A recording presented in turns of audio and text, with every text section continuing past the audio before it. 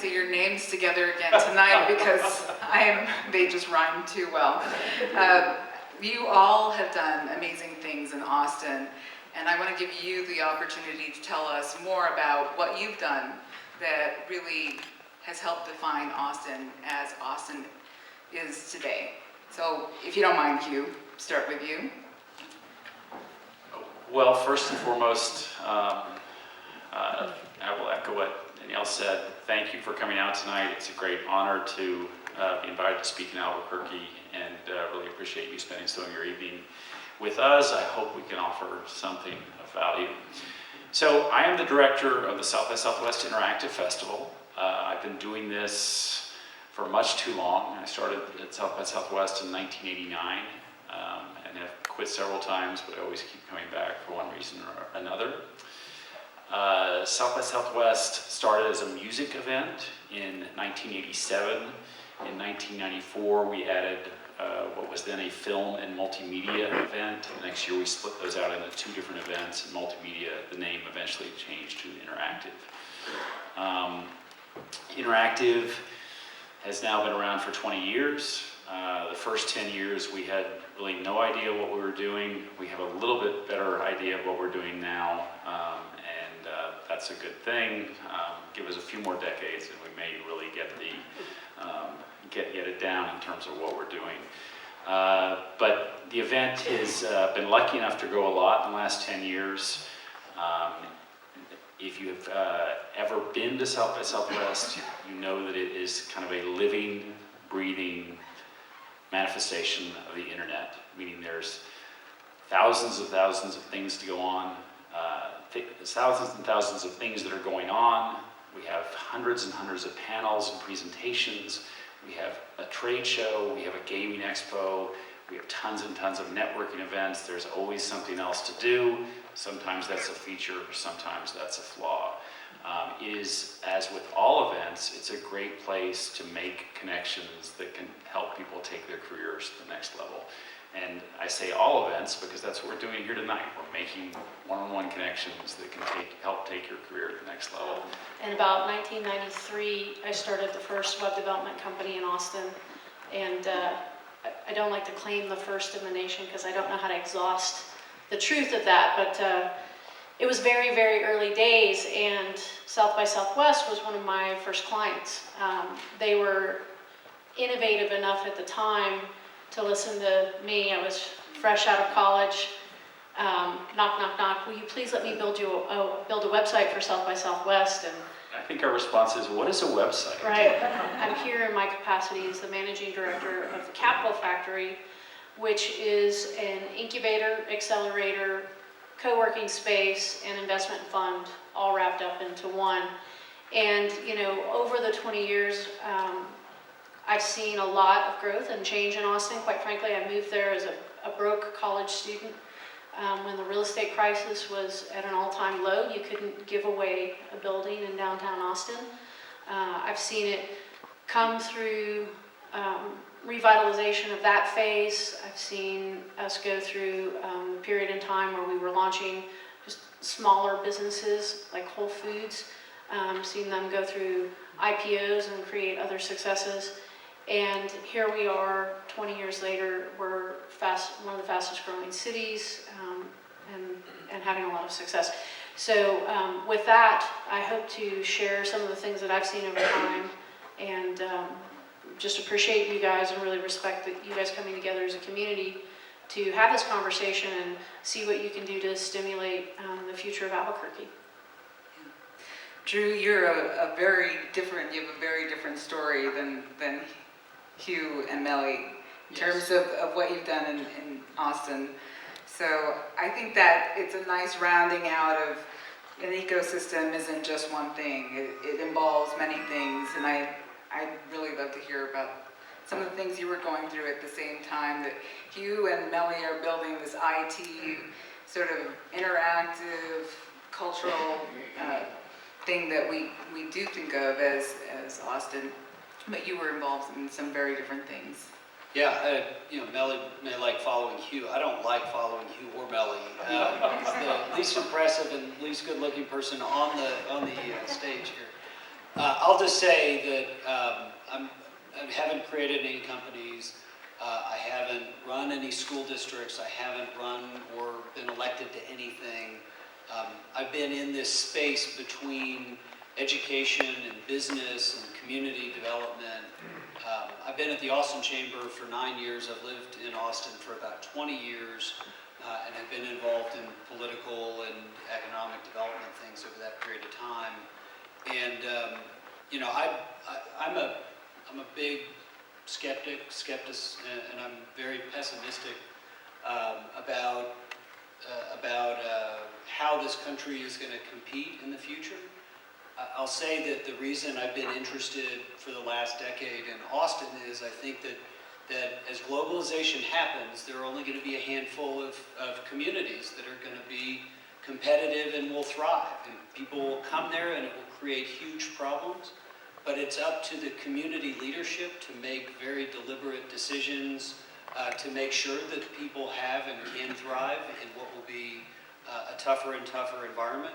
So I've worked to help put in place some good superintendents to try and shape state policy in a way that builds it around a well-rounded high school graduation plan and making sure students are ready for and enrolling in higher education, that there's a better match between where jobs, especially high-wage jobs, are and where students are interested in getting information to go, and especially making sure that some of the vulnerable and low-income students get that extra help that they're going to need. Texas is not known as a place that's embraced the disadvantaged, and that's something we've tried to do, is embrace those who are sometimes on the outskirts of what might be considered mainstream. So that's my quick and dirty on my guy. Wow. So I think it sounds like there's been a lot of work by all of you in your respective areas. And I just want to first give our audience a sense of where Austin is versus Albuquerque before we continue this conversation. So Albuquerque MSA has about 900,000 people. The Austin MSA has about 1.9 million people, which is equivalent, almost equivalent to our state population. Yes. I believe their GDP is about 2.5 times what our GDP is here in Albuquerque. I'm not going to name numbers because I got those numbers from rather sketchy sources online. I will say that I kind of believe that, but I'm not sure. But there's a big gap in terms of where Albuquerque is today and where Austin is today. But you're talking about things in your community that you've had to really overcome and work towards. And can you just tell us a little bit more about moving in that direction? Sure. Actually, you know, Austin was a similar size when we started our term as well. So I do think there are a lot of parallels. You know, I think at the root of it for Austin is we've nurtured a creative class, and that a lot of the innovation and a lot of the ideation that is sort of the estuary, if you will, for new ideas and new companies comes out of that class. We've done a great job, I think, as a community nurturing that and embracing it, and also making sure the conversation is happening between that group and the business groups that often take the ideas to market. So there's many things that I think have gone into our success over the 20 years. It does help that we have a significant university. You guys also have that advantage. We have a fairly educated workforce population that's benefited us. It's also been a little bit difficult at times because you have really highly educated people waiting tables half the time. But we went through that awkward phase, and I think what you'll see as a theme from this group is persistence, hard work, things like that, really combined with those core ingredients, which I absolutely see in my 24 hours in Albuquerque. You guys have a lot of resources, and I'm really inspired by the passion of the community in terms of how you care about your city and how you want to see it in a better place. So I think those are a lot of similar ingredients, and I hope you guys prosper soon in that regard. I agree with what Mellie's saying. I think the one thing that I would clarify a little is that always from the outside, a community looks more unified than it is on the inside. And I think we on the panel are pretty agreed in the importance of creativity and a creative economy and creative, innovative thinking. I think that Austin city leaders in 2014 are pretty happy with that idea also. It's helped Austin get to where it is now, helped Austin grow, helped Austin to this point where we've got 100 people moving to Austin every day. But I will say that 10 or 15 years ago, this idea of creativity, what Drew's talking about, that creative cities are the next big force, wasn't universally or even widely accepted within city government. The story I mentioned this morning at breakfast is that we had Richard Florida speak. We had Richard Florida as a keynote speaker at South by Southwest in, I believe, 2003.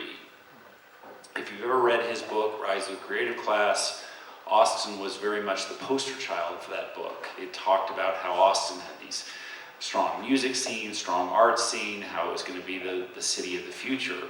And I remember in 2003, we needed to raise money for his transportation to Austin for South by Southwest, and going to the city government, going to the chamber, and going to various other entities saying, will you help sponsor this person? He's talking about Austin on this national and global stage. This will be great to have him here in Austin.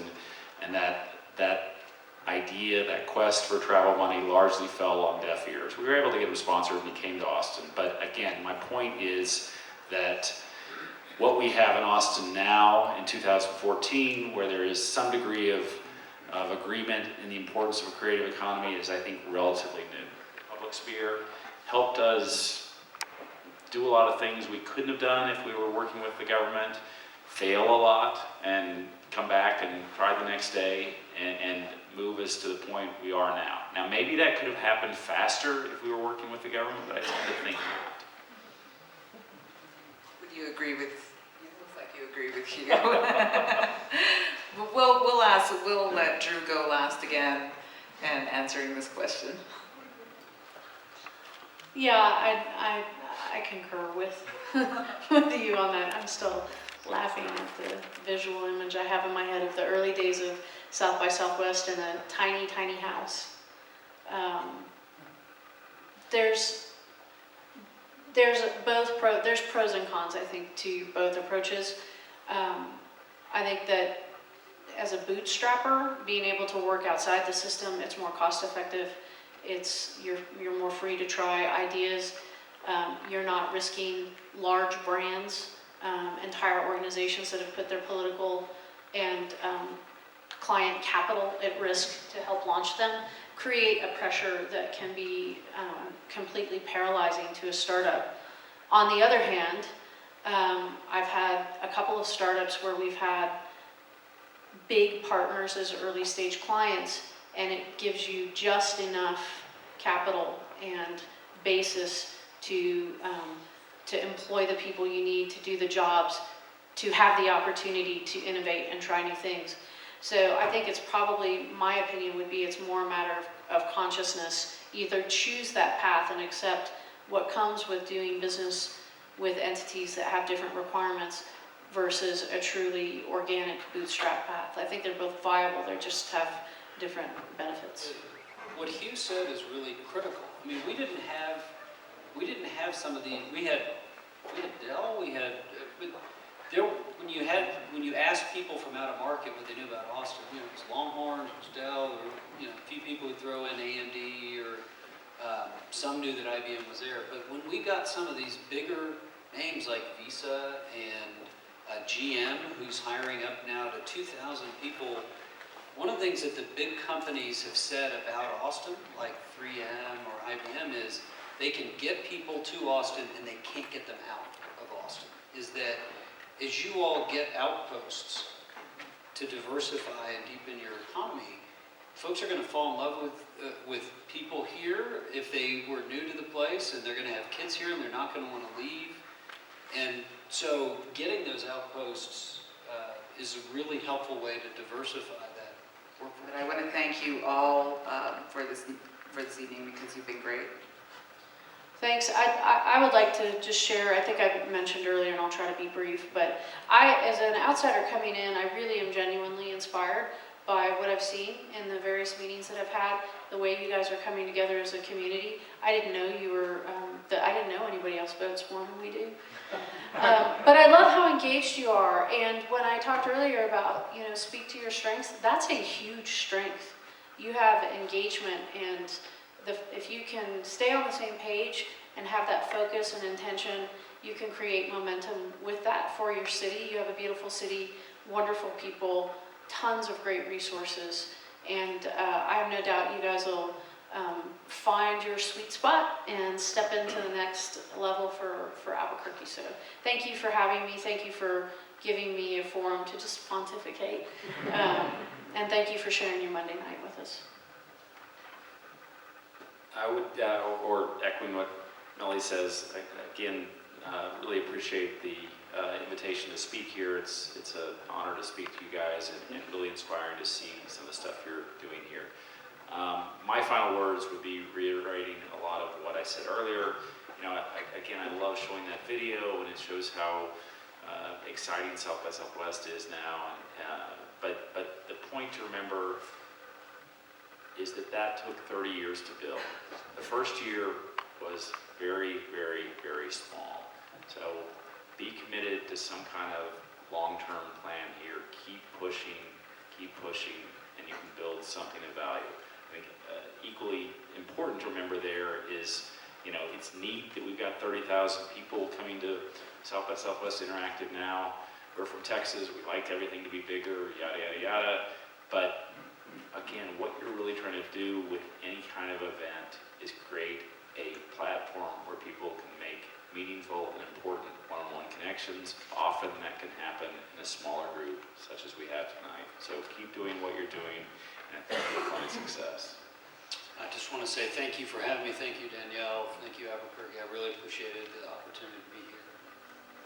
Good.